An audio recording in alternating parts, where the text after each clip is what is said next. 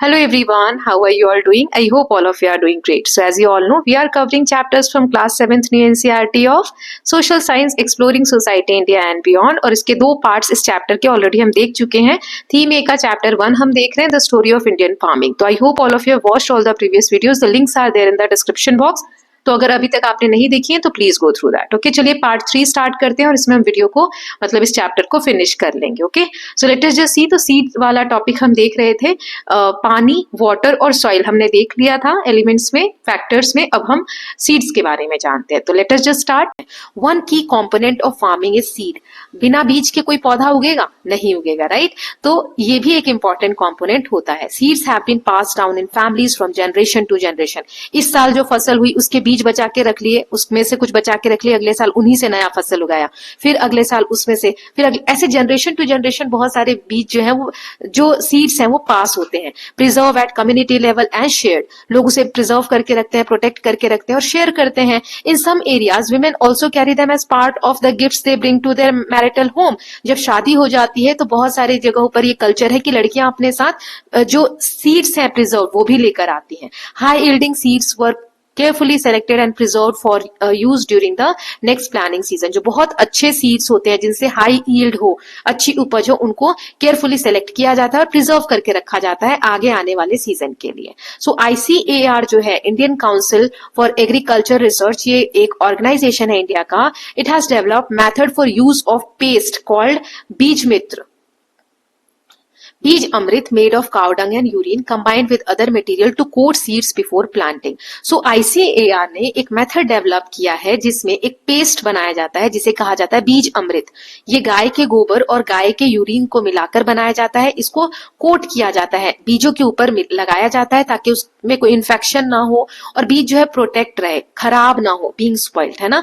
And also reduce germination time, और तुरंत germinate हो जाए। तो ये बीज को और अच्छा बनाने के लिए बीज अमृत का टेक्निक डेवलप किया है ICAR ने, Indian council for agriculture research. Okay, now next is The Arthashastra provides instructions for preparing seeds of various varieties of planting। अर्थशास्त्र जो किताब है कौटिल्य जी द्वारा लिखी गई है, इसमें भी सीड्स को कैसे प्रिपेयर करना है अलग अलग प्लांट को ग्रो करने के लिए उसके बारे में बताया गया है। फॉर एग्जाम्पल, कॉटन के जो सीड्स होते हैं, to be smeared with cow dungs. Cereal beans and pulses are to be soaked in dew for a certain number of days and then sun dried before being planted. Sugar cane was to be smeared at the cut with a mixture of honey, ghee, covered with cow dung। so बीजों को कैसे कैसे तैयार करना है, इसमें अर्थशास्त्र में बहुत सारे टेक्निक्स बताए गए हैं। जैसे कि यहाँ पे बताया गया है कि कॉटन के जो सीड होते हैं, कॉटन यानी जो कपास, खेती जो की जाती है कपास की, उनके बीजों को स्मर्ड मतलब होता है लीपना या लपेट कर रख देना, है ना। गाय के गोबर से उसे लपेट कर रख देना होता है। ऐसे ही सीरियल बीन्स और दालें जो होती है उसको ड्यू में, जो ओस होती है उसमें कुछ दिनों तक भिगो के रखना होता है। ऐसे ही यहाँ पे तरह तरह की चीजें दी गई हैं कि किस पौधे को लगाने के लिए किसके बीज को कैसे तैयार किया जाता है। ओके, जैसे शुगर केन का यहाँ पे बताया गया है कि शुगर केन यानी जो गन्ना आप खाते हैं तो उसको कैसे लगाया जाता है, ऐसे होती है ईख, तो इसके यहाँ से कट किया जाता है। ये जो कट वाला पार्ट है वहां पर हनी, घी, ये सबसे कवर करना होता है। Okay, now don't miss out, यहाँ पे फैक्ट दिया है, Indian seed drills is an ingenious invention of ancient Indian farmers. These seed drills combine soil preparation, seed planting and closing of the furrows in one operation. This reduce the labour involve in what would have been in 3 step operation. So एक तरीके से Indian seed drill जो है ये बहुत एक important techniques है जो हमारे प्राचीन जो किसान थे, जो पुराने समय के किसान थे, उन्होंने डेवलप किया है। इंजीनियस मतलब उनके द्वारा शुरुआत की गई। सीड ड्रिल में इसमें क्या क्या होता है, सॉइल प्रिपेयर करना, सीड को बोना मतलब बीज लगाना, फरो के अंदर क्लोज कर देना एक ही बार में, है ना। ये रिड्यूस करता है लेबर को, ठीक। सो बहुत सारे इस तरीके की टेक्निक्स जो है भारत में प्राचीन समय से ही इवॉल्व हुई है। Then today an increasing number of farmers purchase seeds from various companies. These seeds are developed using scientific processes that provide high yield and are pest resistant. आजकल बहुत सारी कंपनीज जो है साइंटिफिक प्रोसेस के द्वारा बीज बनाती हैं, तो ये पेस्ट रेजिस्टेंट होते हैं, मतलब इसमें कीटाणु कीड़े वगैरह नहीं लगते, इनकी यील्ड बहुत अच्छी होती है, उपज बहुत अच्छी होती है। However often seeds that the plant later produce are not suitable for planting in the next season. लेकिन इनसे जो पौधे लगाए जाते हैं, कई बार ऐसा होता है कि इनके जो बीज मिलते हैं वो हम नेक्स्ट पौधे में यूज नहीं कर सकते, इतने ज्यादा अच्छे नहीं होते हैं. This has drawn criticism because it creates a dependency of farmer on the seed companies. तो इससे क्या होता है, एक तरीके से क्रिटिसाइज किया जा रहा है कि सीड कंपनी अपना बिजनेस चलाने के लिए, पहले क्या होता था, किसानों ने पौधे उगाए, है ना, प्लांट खेती की, उसके बाद उसी पौधों से अगले साल के लिए बीज बना लिए, तो उनको खरीदना नहीं पड़ता था. अब सीड कंपनी ऐसे बीज दे रही है जिससे खेती तो अच्छी हो रही है, यील्ड अच्छी हो रही है, उपज अच्छी हो रही है, कीड़े नहीं लग रहे हैं, लेकिन बीज अगले साल के लिए वो लोग प्रोटेक्ट नहीं कर पा रहे, क्योंकि जो बीज वो रखते हैं उससे अच्छे पौधे नहीं बन रहे हैं. तो इससे क्या हो रहा है, फार्मर्स जो है सीड कंपनीज के ऊपर डिपेंडेंट हो रहे हैं, राइट. तो इसीलिए इनको क्रिटिसाइज भी किया जाता है. Now next is agricultural practices, traditional wisdom and modern innovation. पुरानी जो विजडम्स है, विजडम मतलब जो भी बुद्धिमानी या जो भी अच्छी चीजें हमें अपने प्राचीन समय से सीखने को मिलती है वो, और मॉडर्न जो इनोवेशन है उसको हम एग्रीकल्चरल प्रैक्टिसेस में कैसे इनकलकेट करते हैं. So over centuries Indian farmers have developed numerous farming method. बहुत सारे मेथड्स यूज हुए हैं या डेवलप हुए हैं खेती के फील्ड में, है ना, एग्रीकल्चर के फील्ड में. जैसे कि some of these are based on ancient knowledge and tradition. कुछ तो प्राचीन जो हमारे ट्रेडिशन चलते आ रहे हैं उस हिसाब से हैं. कुछ मॉडर्न टेक्निक्स को यूज करते हैं, जो कॉन्टेम्पररी आज की जो टेक्नोलॉजी है उनको यूज करते हैं. मेनी फार्मर्स यूज कॉम्बिनेशन, और कुछ दोनों को मिलाकर यूज करते हैं. जैसे यहाँ पर कुछ चीजें दी गई हैं. ट्रेडिशनल फार्मिंग सिस्टम, जो पहले की फार्मिंग सिस्टम उसके बारे में पहले पढ़ लेते हैं. So traditional agriculture consider the plant and the soil including the whole ecosystem. प्राचीन समय में क्या होता था, प्लांट को, मिट्टी को, पूरे को एक समझा जाता था और इसे कंप्लीट सिस्टम कहा जाता था. Soil is considered to be primary source of nutrient. मिट्टी को सबसे इंपॉर्टेंट सोर्स कहा जाता था पोषक तत्व का, along with other source of plant nutrient supply in form of farm yard manure. और खाद के फॉर्म में बहुत सारी चीजें मिट्टी में डाली जाती थी ताकि वो और ज्यादा उपजाऊ शक्ति उसकी बढ़े. The bacteria, fungi etcetera in soil help to convert the nutrient into soil into form that are easily taken up by the plant. जो ये बैक्टीरिया वगैरह मिट्टी में होते हैं, फंजाई होते हैं, इन न्यूट्रिएंट्स को उस फॉर्म में कन्वर्ट कर देते हैं जो कि प्लांट एब्जॉर्ब कर सके, प्लांट की ग्रोथ में हेल्प मिल सके. The plants in turn support the growth of these organism by supplying energy to them through their roots. अब बदले में ये बैक्टीरिया और फंजाई क्या कर रहे हैं, प्लांट को खाना जो है आसान बना के दे रहे हैं ताकि प्लांट आसानी से ले. बदले में प्लांट क्या कर रहे हैं, प्लांट अपने रूट्स के थ्रू उन बैक्टीरियाज को, फंजाई को एनर्जी दे रहे हैं ताकि वो जीवित रह सकें, right. Traditional farming typically involve small scale resource reliant method that are closely tied to the environment. जो प्राचीन समय की खेती है उसमें मेनली क्या है, छोटे स्केल पे की जाती है, अपने घर की जरूरतों के लिए थोड़ा बहुत बेच सके इतना उपजाया जाता है. फिर resource reliant method and that are closely tied to the environment, बिल्कुल प्राकृतिक तरीके से खेती की जाती है. टेरेस फार्मिंग उसका एक एग्जांपल, ये मैं आपको पहले भी दिखा चुकी हूँ image, right. This is a method used on हिली स्लोप. ये पहाड़ी जो एरिया होते हैं वहां पर ये मेथड यूज किया जाता है. फार्मर्स स्टेप्स ऐसे सीढ़ी जैसा स्ट्रक्चर क्रिएट कर देते हैं और terraces into hill side to create flat land for agriculture. ये प्रिवेंट करते हैं सॉइल इरेशन को और वाटर को कंजर्व करने में. Okay, then next is ICAR. अभी मैंने इसकी फुल फॉर्म बताई थी पिछले एक दो पेजेस पहले. बताइए क्या है, बिना देखे कौन कौन टाइप करता है, देखते हैं.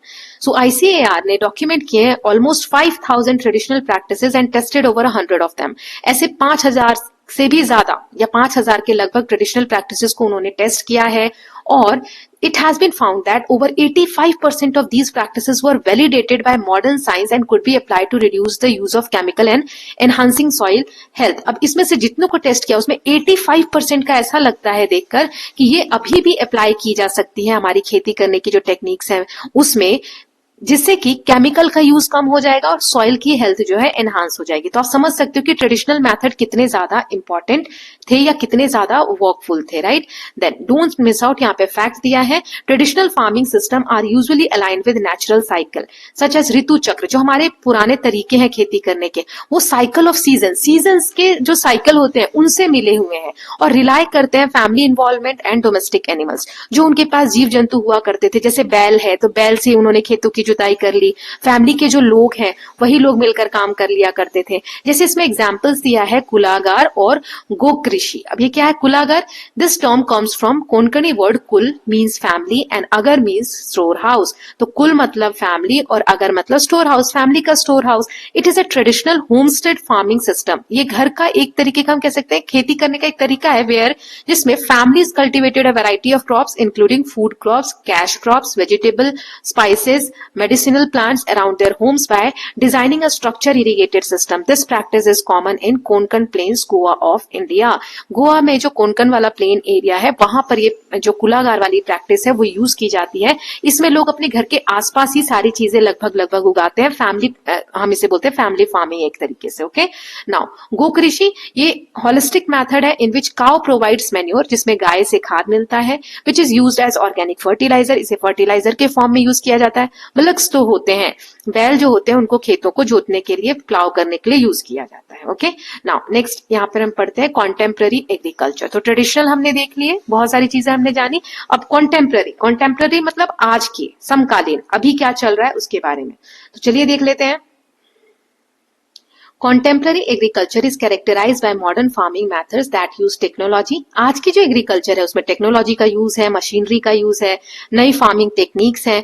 एक सिग्निफिकेंट टर्न आया हमारे एग्रीकल्चर सिस्टम में इंडिया में। Mainly it was green revolution जो 1960s 70s में स्टार्ट हुआ। इसमें क्या क्या इंट्रोड्यूस किया गया ग्रीन रिवोल्यूशन में? हमारे यहाँ पर अनाज की कमी हो गई थी तो हमें विदेशों से अनाज मंगाना पड़ता था, राइट।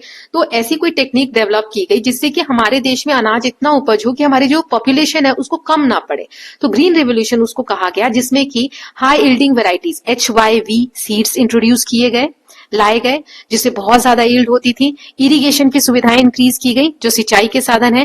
केमिकल फर्टिलाइजर, पेस्टिसाइड्स ये यूज किए गए, इंट्रोड्यूस किए गए, और मशीन्स वगैरह, बहुत ज्यादा इक्विपमेंट्स वगैरह लाए गए। ठीक है, द रिवोल्यूशन, ये जो ग्रीन रिवोल्यूशन था, it led to significant increase in food grain production. इससे जो फसल की उपज शक्ति है उसमें बहुत ज्यादा बढ़ोतरी हुई, खासकर गेहूं और चावल की फसल में। And India achieve self sufficiency in food, और फिर भारत में सेल्फ सफिशिएंसी आ गई, मतलब हमें कहीं से भी अनाज लेने की जरूरत तब नहीं पड़ती थी। जैसे modern farm started using tractors, harvesters and other machinery to make work faster and easier. काम जल्दी हो जाए खेतों में, क्योंकि खेतों में काम बहुत होता है। तो ये जो टेक्निक्स हैं, जैसे ट्रैक्टर्स वगैरह आ गए, हार्वेस्टर आ गए, तो इन मशीनों का यूज किया जाने लगा। सिंस देन, तब से agriculture has emerged as the backbone of Indian economy. तभी से ग्रीन रिवोल्यूशन के बाद से ही हमारा देश जो है, एक तरीके से हम कहें तो एग्रीकल्चर हमारे देश की, इंडियन इकोनॉमी जो है उसकी बैकबोन है, रीढ़ की एक मजबूत स्तंभ हम कह सकते हैं। ओके, देन यहाँ इमेज देख सकते हो MS स्वामीनाथन का। इन्हें फादर ऑफ ग्रीन रिवोल्यूशन कहा जाता है, इन्हें भारत रत्न भी मिला हुआ है। ठीक है, इन्होंने बहुत इंपॉर्टेंट स्टेप्स लिए थे इस पूरे प्रोसेस में।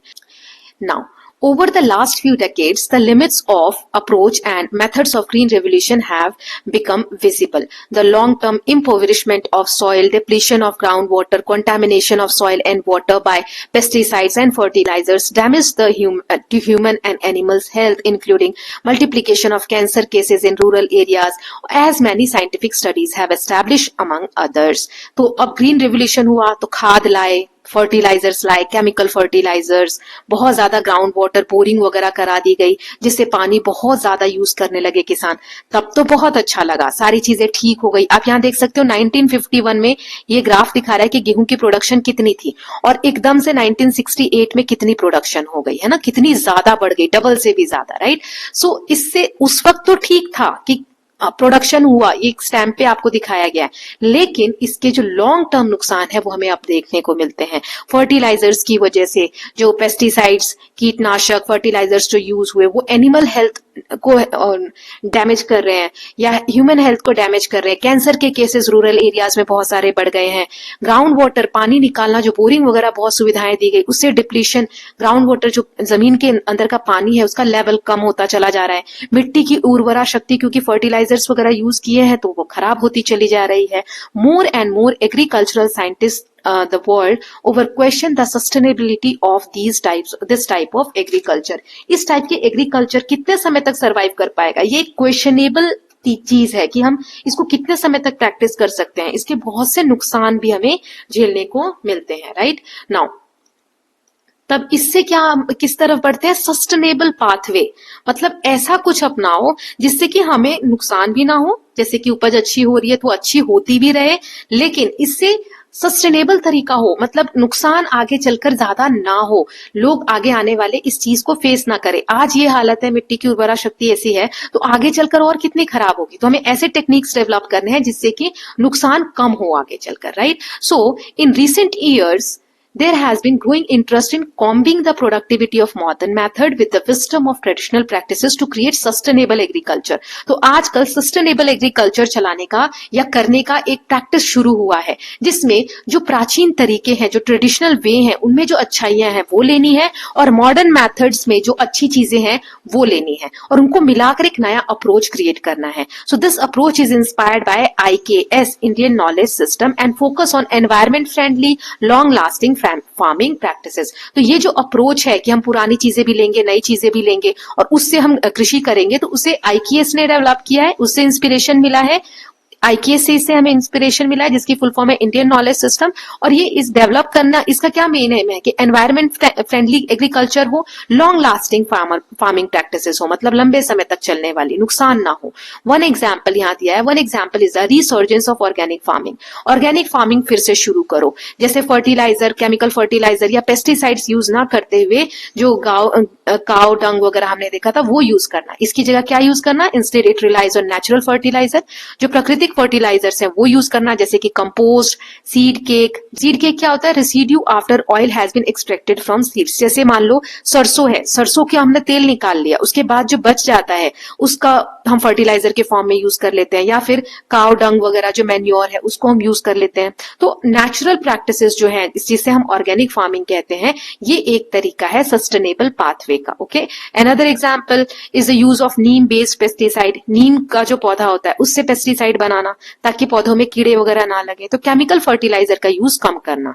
तो नीम बेस्ड पेस्टिसाइड क्या है, ये नेचुरल है एंड मच लेस हार्मफुल है to the environment than chemical one. Okay, now इसी में when comparing traditional and modern method a trade off is evident. Modern techniques जो हैं, जैसे कि ग्रीन रेवोल्यूशन में जो यूज हुई, वो बहुत प्रोडक्शन देती है, हाईली प्रोडक्टिव है और can produce a substantial amount of food quickly. इसमें प्रोडक्शन बहुत जल्दी हमें मिलता है, बहुत ज्यादा मिलता है. However we saw above, green revolution has not been without long term harmful effect. लेकिन प्रोडक्शन तो अच्छा है, लेकिन इसके लॉन्ग टर्म में बहुत सारे हार्मफुल इफेक्ट भी हैं. द यूज ऑफ केमिकल, जो केमिकल यूज हो रहा है ग्रीन रेवोल्यूशन में, वो वाटर सोर्सेज को पोल्यूट करता है. अब खेतों में जो पानी हम डाल रहे हैं उसमें खाद हमने डाली, केमिकल फर्टिलाइजर डाले, तो वो सारे बहकर जा रहे हैं. तो जैसे अब ये खेत है, अब इसमें पानी डाला तो पानी नीचे भी सीपेगा, धरती के अंदर भी जाएगा. अब धरती के अंदर ऑलरेडी ग्राउंड वाटर है, अब ये केमिकल वाला पानी धरती के नीचे जाएगा, तो ये ग्राउंड वाटर भी कैसा हो जाएगा, पोल्यूटेड हो जाएगा.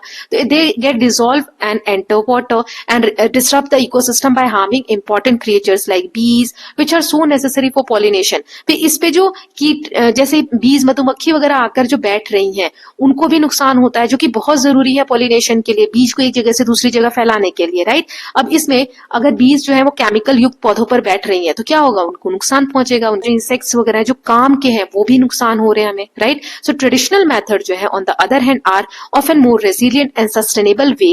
दे work in harmony with nature. जो प्राकृतिक तरीके हैं, जो पुराने तरीके हैं, वो प्रकृति के साथ सामंजस्य बिठाकर एकजुट होकर काम करने का एक तरीका है. However they way yield lower result, लेकिन इसमें उपज बहुत कम होती है. So the challenge today is find a balance between the two. तो आज के समय का मेन चैलेंज क्या है कि इन दोनों टेक्निक्स के बीच में एक सामंजस्य बिठाना, एक बैलेंस बिठाना, using modern innovation to meet our food needs while also adopting the sustainable practices of our ancestor. हमें आज की जो इनोवेशन है उनका तो यूज करना ही है, लेकिन जो पुराने टेक्निक्स जो हमारे प्रकृति के साथ जुड़े हुए हैं उनका भी यूज करना है. ओके, ताकि एक सस्टेनेबल वे में हम खेती कर सकें. Now don't miss out, fact दिया है, सिक्किम जो है स्टेट, ये वर्ल्ड का फर्स्ट 100% ऑर्गेनिक स्टेट है. यहाँ सारे किसानों ने ऑर्गेनिक फार्मिंग स्टार्ट कर दी है. It adopted an organic farming model for sustainable agriculture by banning in 2014 chemical fertilisers and pesticides and focusing on natural farming practices. यहाँ के किसानों ने नेचुरल फार्मिंग प्रैक्टिसेस पे फोकस किया है. 2014 से यहाँ पर केमिकल फर्टिलाइजर और कीटनाशक वगैरह जो है बिकना बंद हो गए हैं. We visited Sikkim in part 1 of this text book. हमने सिक्किम के बारे में पिछली टेक्स्ट बुक में पढ़ा भी है. नाउ डोंट मिस आउट, एक और फैक्ट है, FAO food and agricultural organisation, इन्होंने रिकॉग्नाइज किया है 3 globally significant agricultural heritage system in India. 3 ऐसे जो पूरे विश्व के तौर पे हम देखें बहुत इंपॉर्टेंट एक धरोहर है एग्रीकल्चर के उस फील्ड में. जैसे फार्मिंग ऑफ सैफरन, जो केसर की खेती होती है कश्मीर में. The traditional agriculture system of Odisha का जो ट्रेडिशनल इकोसिस्टम एग्रीकल्चरल सिस्टम है, दैट इंटीग्रेट फॉरेस्ट मैनेजमेंट. इसमें फॉरेस्ट मैनेजमेंट भी पार्ट है, मतलब फॉरेस्ट को भी संरक्षण देना. And below sea level agriculture method in Kerala which includes crop plantation and fishing. इसमें क्रॉप को प्लांट करने के साथ साथ फिशिंग भी की जाती है, राइट। सो ये जो 3 टेक्निक्स हैं, इसको फाओ ने, फूड एंड एग्रीकल्चर ऑर्गेनाइजेशन ने रिकॉग्नाइज किया है। इसको एक तरीके से हम कह सकते हैं कि माना है कि ये हेरिटेज है इंडियन एग्रीकल्चरल सिस्टम का। ओके, यहाँ पे इमेज दी गई है, देख सकते हैं। पहला ये वाला जो इमेज है, a field of crocus flowers that yield saffron Kashmir, ये कश्मीर के जहां जिस इन प्लांट से हमें केसर मिलता है। दूसरा है integrated forest and land based agriculture system in Odisha. इस तरीके से देखो, जंगल है और उसके बीच में खेती की जा रही है, जंगलों को काटा नहीं जा रहा है, तो जंगल और खेती साथ साथ चल रही है। और तीसरा है integrated paddy farming in saline water, fishing and rearing live stock Kerala. Kerala में आप देखो, वहीं पर खेती हो रही है, वहीं पर मछलियों का पालन भी हो रहा है, सारी चीजें साथ में की जा रही है। तो ये भी नेचर को हार्मनी में रखकर खेती की प्रैक्टिसेस की जा रही है, right. Now don't miss out, एक और फैक्ट है, if you thought that soil is absolutely essential for growing plants, think again. हमने अभी पढ़ा, मैंने आपको बोला भी जब मिट्टी वाला सेक्शन आया था कि मिट्टी जो है बहुत इंपॉर्टेंट है, इसके बिना खेती नहीं हो सकती। लेकिन हाइड्रोफोनिक जो प्लांट्स होते हैं, ये हाइड्रोफोनिक लेकिन हाइड्रोफोनिक एक टेक्निक है। It is a method by which plants are grown in nutrients rich water solution। अब ऐसा पानी लिया गया जिसमें बहुत सारा न्यूट्रिएंट है, उसमें प्लांट्स की ग्रोथ कर रहे हैं, तो उसमें किसी मिट्टी की जरूरत नहीं है।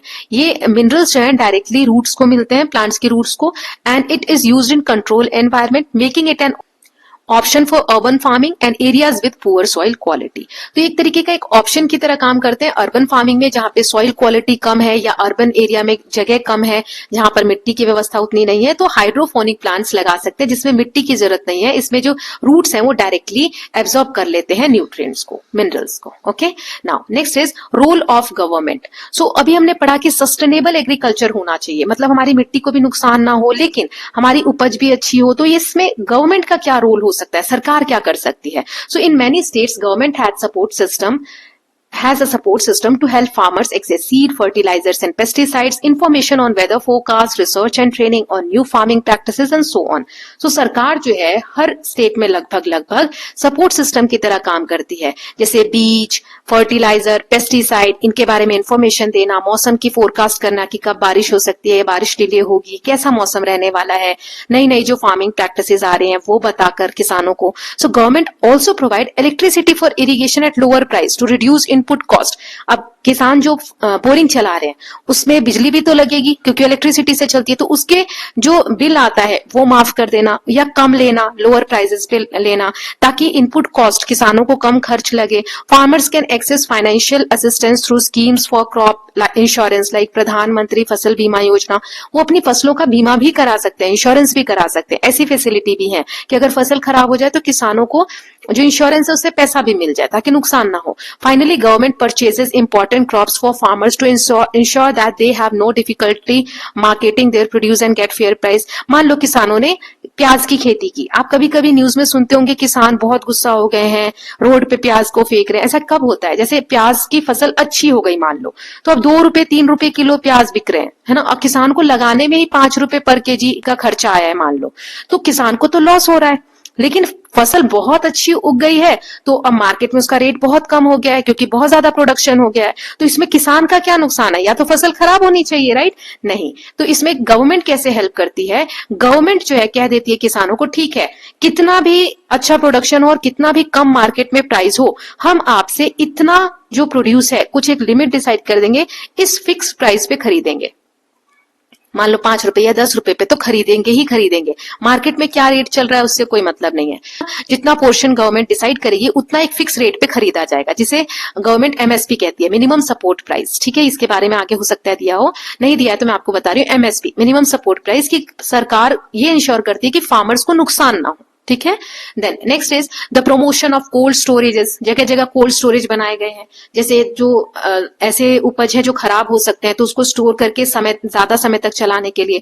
Better access to information and markets through the use of digital technology enable farming to get better prices for their produce. So ये हमने अंडरस्टैंडिंग मार्केट्स वाले पार्ट में भी पढ़ा हुआ है, जो 12th वाला चैप्टर था उसमें भी पढ़ा है। तो ये सब टेक्निक्स, टेक्नोलॉजी वगैरह फार्मर्स तक एक्सेस करा के भी गवर्नमेंट हेल्प करती है। अब चैलेंजेस क्या क्या है, मतलब मतलब क्या क्या प्रॉब्लम्स आ रही हैं इस पूरे प्रोसेस में। So Indian farmers face several challenges, बहुत सारे चैलेंजेस हैं। One of them has been decreasing size of land holding as land get divided among family members over generation. The average holding land holding is approximately 3/4 of a hectare. This is about the size of an average football field. देखो इसका मतलब क्या है, सबसे बड़ी problem आ रही है land holding की। जैसे एक बहुत बड़ी जमीन का टुकड़ा बहुत समय पहले मेरी फैमिली में था, मेरे दादा के दादा के दादा के पास। अब दादा के मान लो उनके 2 बच्चे हुए तो जमीन के 2 टुकड़े हो गए। अब उन दोनों के भी 2-2 बच्चे हुए तो इसके भी 2-2 टुकड़े हो जाएंगे। अब उन दोनों के भी मान लो 2-2 हुए, पहले तो 2-2 से भी ज्यादा बच्चे होते थे, अभी भी होते हैं, राइट, तो और ज्यादा टुकड़े हो गए। अब उनके भी 2-2 हुए तो फिर ये और बढ़ गए, है ना। तो ऐसे करते करते आज के समय में लैंड होल्डिंग बहुत ज्यादा कम हो गई है, क्योंकि ओवर जनरेशन ये फैमिली मेंबर्स में डिवाइड होती जा रही है। तो 3/4 रह गई है 1 हेक्टेयर की, जो लगभग एक फुटबॉल का जो फील्ड होता है उतना रह गया है। Farmers with small land holdings are not able to earn much income.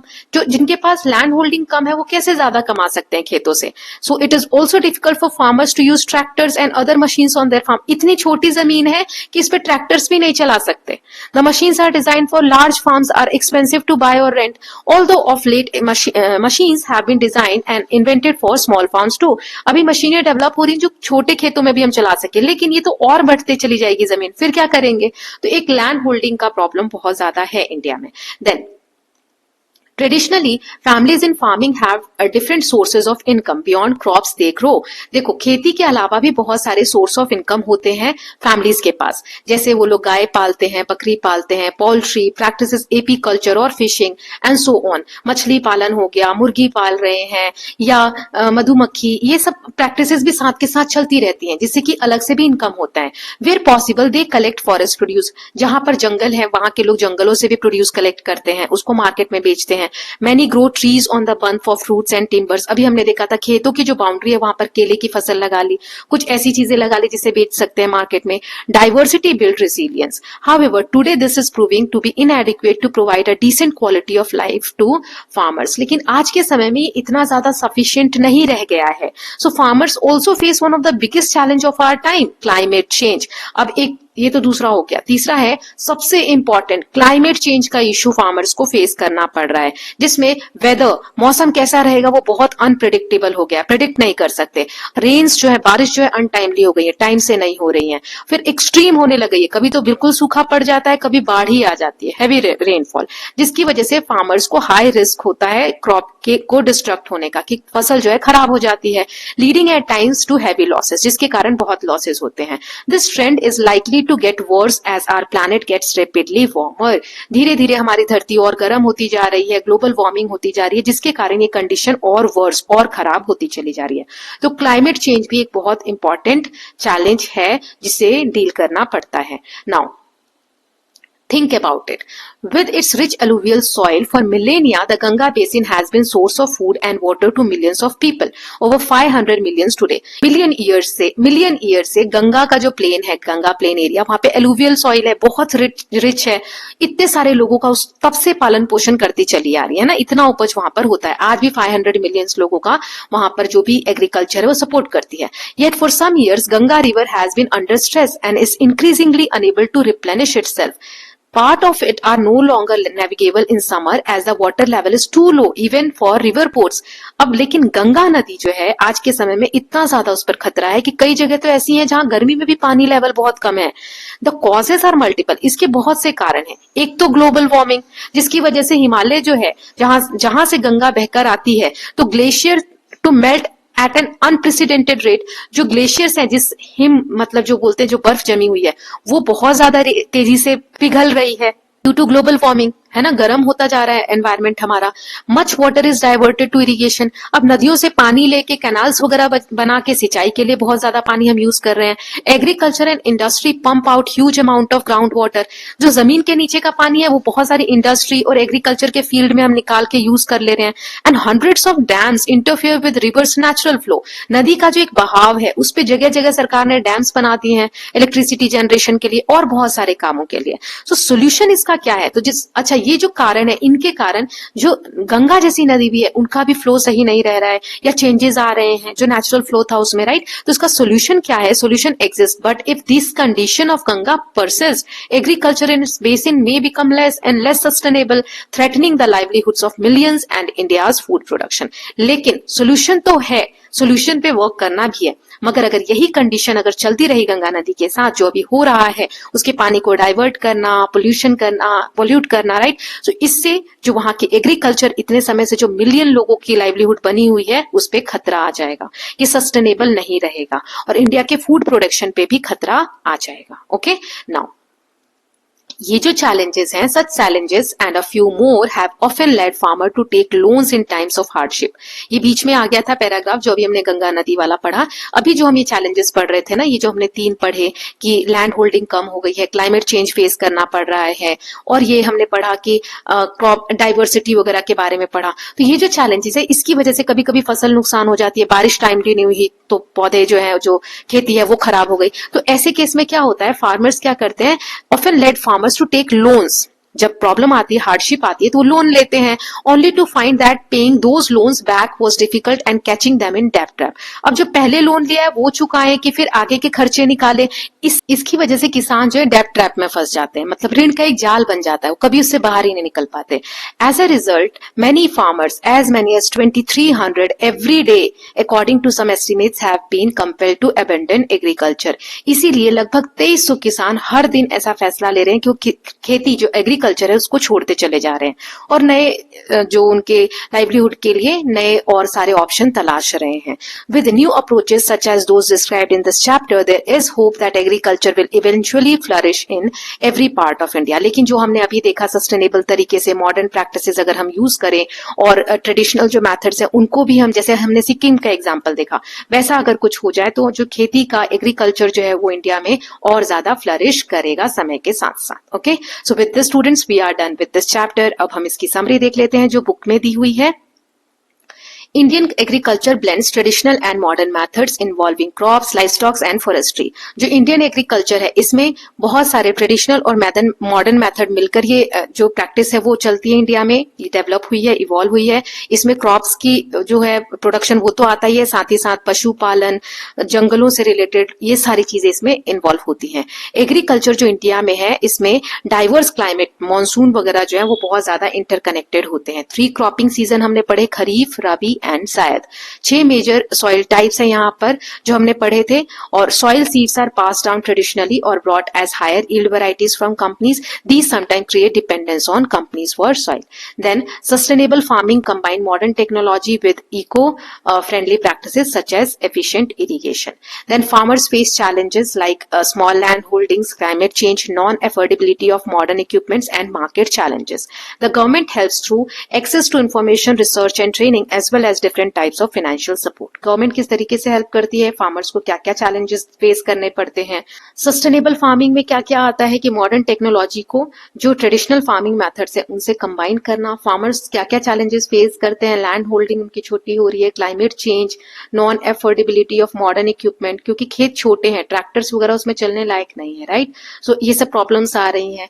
और देन गवर्नमेंट किस तरीके से हेल्प करती है, तो सारे पॉइंट्स हमने चैप्टर में पढ़े। वैसे डिटेल में समरी में आपको बता दूंगी नेक्स्ट पार्ट, जो लास्ट पार्ट बनाते हैं चैप्टर का, हमेशा करते चले आए हैं, उसमें हम समरी, नोट्स और exam based extra question practice करेंगे। अभी हम क्वेश्चन एंड एक्टिविटीज देख लेते हैं, बुक के क्वेश्चन प्रैक्टिस कर लेते हैं। ओके, जैसे पहला है, why do farmers in Kerala grow rice while farmers in Punjab grow mostly wheat, what would happen if they swapped. Kerala के लोग ज्यादा तो चावल की खेती करते, धान की, और पंजाब के लोग गेहूं की, ऐसा क्यों है? और दोनों अगर स्वैप कर दें, मतलब केरला के लोग गेहूं उगाने लगे और पंजाब के लोग धान, तो ऐसा क्यों, क्या होगा? तो चलिए आंसर देख लेते हैं। केरला में हैवी रेनफॉल होता है, वहां पे वाटर कंडीशन अच्छी है जिस कारण राइस के लिए सूटेबल है। पंजाब ठंडी जगह है, विंटर को ठंड, वहां पे कूलर विंटर्स होते हैं, लेस रेनफॉल होती है जो वीट के लिए आइडियल है ना, गेहूं के लिए। अगर वे स्वैप कर देंगे तो crops would not grow well, वहां पर इतनी अच्छी फसल नहीं होगी due to unsuitable climate and water condition. Okay, now second यहाँ पे दिया हुआ है, हमें मैच करना है। जैसे खरीफ क्रॉप क्या होता है, रबी क्रॉप क्या है, अलुवियल सॉइल कौन सी है, टेरेस फार्मिंग क्या होता है, देन अल्पाइन सॉइल एंड जायद क्रॉप। जैसे टेरेस फार्मिंग का ये वाला आंसर हो जाएगा, method of farming on hill side. फिर जायद क्रॉप कौन से होते हैं, जो समर में ग्रो किए जाते हैं। अल्पाइन कौन सी सॉइल होती है, जो माउंटेन एरिया में मिलती है ना, thin rough and rocky soil found in mountainous region. फिर राबी कौन सी है, crops during winter. Crops during monsoon kharif crop होती है। देन कौन सा रह गया, यस अलुवियल, ये आ गया, सॉइल रिच इन न्यूट्रिएंट्स। ठीक है, तो आप मैच कर लीजिएगा।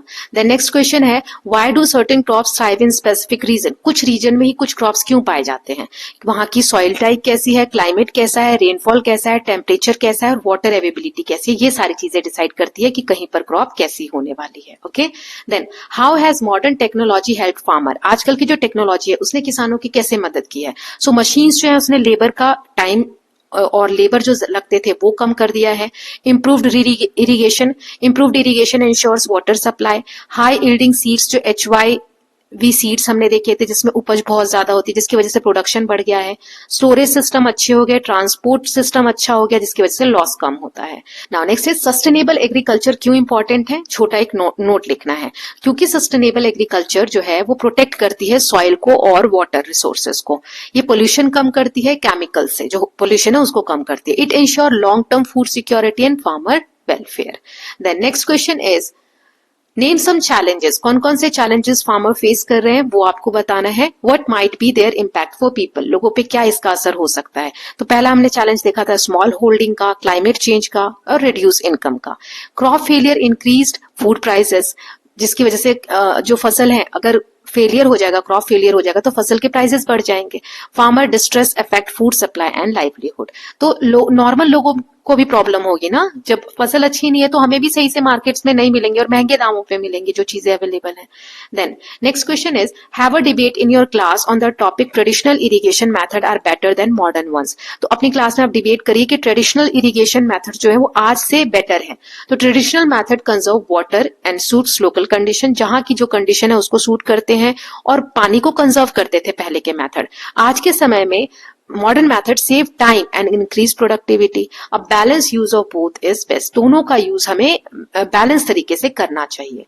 The next question is write a short essay describing that farming might be short where you might be like when you are 60 years old. You could also paint a picture to illustrate what you envision. So farming में use more machines, drones, smart irrigation. जब आप 60 साल के होंगे तो खेती कैसे होगी उसके ऊपर एक छोटा सा ऐसे आपको लिखना है। तो कुछ पॉइंट्स मैंने बता दिए, लिखना आपको खुद है। अगर आपको लगता है आप नहीं लिख सकते तो मुझे कमेंट सेक्शन में बताइएगा, तो नेक्स्ट चैप्टर के शुरुआत में ही मैं आपको बता दूंगी, मतलब जो हम इसकी समरी देखेंगे ना नेक्स्ट पार्ट में, वहां मैं आपको बता दूंगी। ओके, एनवायरमेंट फ्रेंडली होगा, है ना, ऐसी खेती हो रही होगी जो नुकसान कम पहुंचा रही होगी और सस्टेनेबल होगी। Then next question is form small groups and discuss the issue affecting the Ganga basin. Ganga basin में क्या क्या इशू आ रहे हैं वो आपको डिस्कस करना है ग्रुप बना के। एक प्रेजेंटेशन आपको प्रिपेयर करना है जिसमें सोल्यूशन भी देना है और रीजन भी बताना है। Share and discuss in class, आपके टीचर आपको गाइड करेंगे। तो इश्यूज हो सकते हैं जैसे over use of water, pollution, climate change. Solution क्या हो सकते हैं जैसे वाटर कंजर्वेशन करना, पोल्यूशन कम करना और सस्टेनेबल फार्मिंग पे फोकस करना। देन नेक्स्ट क्वेश्चन है looking at the crops listed in the section echoes from the past. ये हमने पढ़ा था इस वाले सेक्शन में जो क्रॉप्स के नाम दिए गए थे। Which one do you find in your use in your home, आपके घर में कौन कौन से यूजफुल है। What conclusion can you draw from your observation. So rice, wheat, barley, pulses are still use, ये सारी अभी भी हम यूज करते हैं। तो इसका कंक्लूजन ये है कि जो पुराने क्रॉप्स हैं, Asian crops continue to be important in present day in life, आज भी बहुत ज्यादा इंपॉर्टेंट है। तो 10 क्वेश्चन थे स्टूडेंट्स, आई होप कि आपको अच्छे लगे होंगे। So with this students we are done with the chapter. हमने चैप्टर को अच्छे से समझा, बुक की समरी देखी 3 पार्ट्स में और क्वेश्चंस भी देख लिए चैप्टर के। ठीक है, अब हम एक छोटा सा पार्ट आएगा नेक्स्ट वाला, ये आप देख सकते हैं लास्ट पार्ट नंबर 4। इसमें हम समरी देख लेंगे चैप्टर की, नोट्स देख लेंगे और एग्जाम बेस्ड क्वेश्चन प्रैक्टिस कर लेंगे। Okay, so I hope all of you are enjoying these videos. If you are doing so, please like and share it and don't forget to subscribe the channel for more such videos. Thank you so much.